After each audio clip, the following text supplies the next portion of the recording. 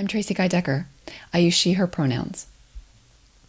I'm co-chair of JUFJ Baltimore's Leadership Council, and I'm here to introduce Toni Holness, a relentless advocate for justice who, in the words of my state senator, Jill Carter, doesn't seek credit, attention, or acknowledgement. She just does the work with a quiet, unassuming brilliance.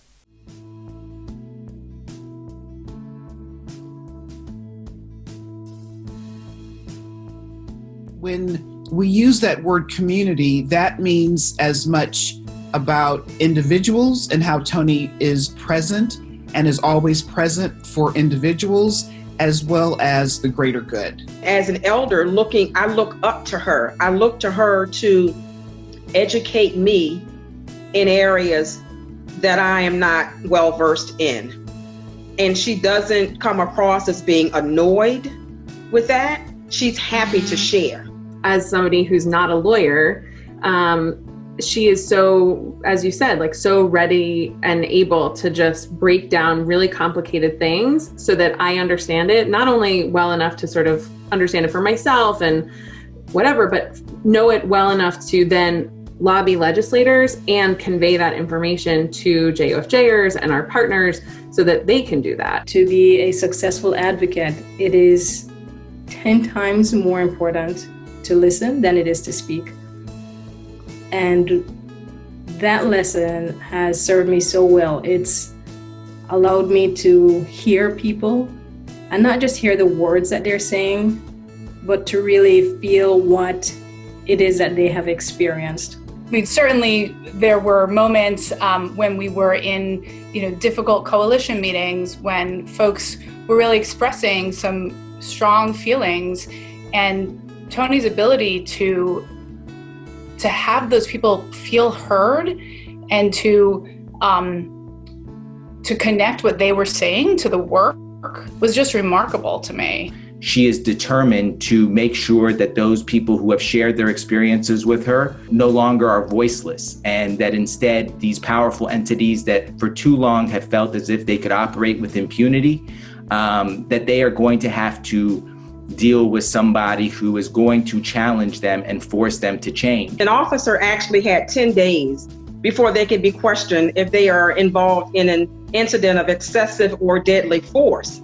And through Toni's work with us and with the community, unfortunately, we didn't get it down to 0 days, but we were able to get it down to 5 days. Justice reform is about shifting power and disrupting the systems of power that privilege an elite few, and shifting power into communities who have built this country and upon whose backs this country is sustained. That power dynamic and disrupting it is what this work is about. Toni is someone who pushes other people forward. She doesn't put herself first. She pushes other people. She pushes justice forward, even if it means that she's on the side, but she's never on the sidelines. I was just really happy to see that the work that she's done, that I see all of the sacrifices, both, personally and in her work, the sacrifices that she makes, that they're being recognized. Thank you for everything that you've given to the entire justice-seeking community in Maryland. We often talk about Heschel, the Heschel Awards as being opportunities to uplift people who often aren't recognized for the contributions that they are making, which are really significant. And Toni is one of those people. Toni cares not only about people, about humans, but about human rights. Toni is my shero. Thank you to JUFJ for this very kind recognition of my work. I don't feel that I deserve or I'm entitled to any acknowledgement because the work has always felt natural and personal and right. It's always felt right to be fighting for justice reform.